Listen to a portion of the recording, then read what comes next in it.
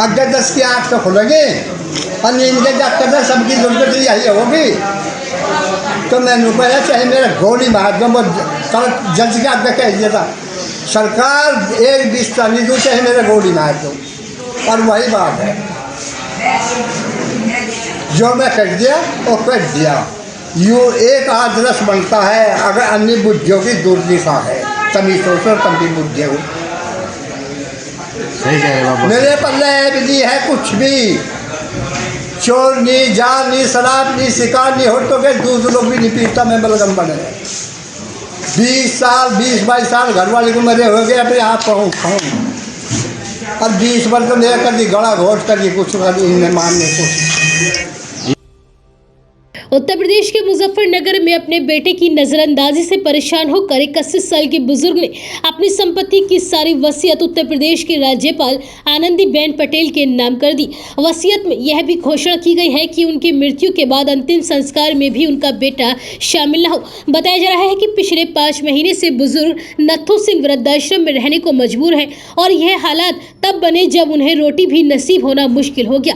बेटे और बहू के व्यवहार से आहत नथु सिंह ने बताया कि वह अपने हाथों से रोटी बनाते और खाते हैं। उन्होंने कहा कि उन्होंने अपने करोड़ों रुपए की लगभग 18 बीघा जमीन की वसीयत 4 मार्च 2023 को प्रदेश की राज्यपाल के नाम कर दी है। वह अपने बेटे को अपनी संपत्ति से बेदखल कर चुके हैं। 80 साल के बुजुर्ग नथु सिंह ने बताया कि उन्होंने अपनी संपत्ति से बेटे को बेदखल इसलिए किया है ताकि दूसरों की नालायक औलाद इस बात को समझ ले और प्रेरणा ले कि उनके साथ भी ऐसा हो सकता है। नथु सिंह ने कहा कि कई बार बेटे और बहू ने उनकी हत्या करने का भी प्रयास किया और उन्हें कमरे में बंद कर गला दबाने की कोशिश की गई, लेकिन वह किसी तरह से बच गए। इसके अलावा उन्होंने बताया कि वह अपनी बहू को बेटी की तरह मानते थे और हमेशा उसे बेटी बेटी कहकर पुकारते थे, लेकिन उसने भी उनके साथ गलत व्यवहार किया। उन्होंने बहू को बेटी कहा तो उसने अपने आपे को लंका बताया। बुजुर्ग का कहना है कि वह चाहे उन्हें गोली या कोई क्यों ना मार दे, लेकिन वह अपनी जमीन का एक बिस्सा भी अपने बेटे की अब नाम नहीं करेंगे।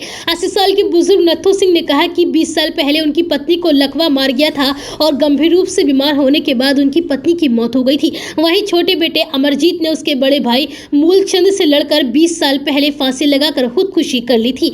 बुजुर्ग नथु सिंह ने 4 मार्च को तहसील में जाकर अपनी संपत्ति की वसीयत की थी, जिसमें उसने मकान और लगभग 18 बीघा कृषि योग्य भूमि को मृत्यु उपरांत राज्यपाल उत्तर प्रदेश को देने की बात कहते हुए वसीयत कर दी थी।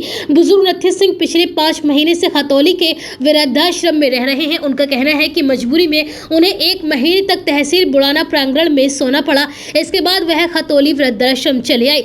बुजुर्ग नथु सिंह का कहना है कि उन्होंने राज्यपाल के नाम अपनी सारी संपत्ति इसलिए की है ताकि वह अपनी समझ से किसी भी जरूरतमंद की मदद कर सके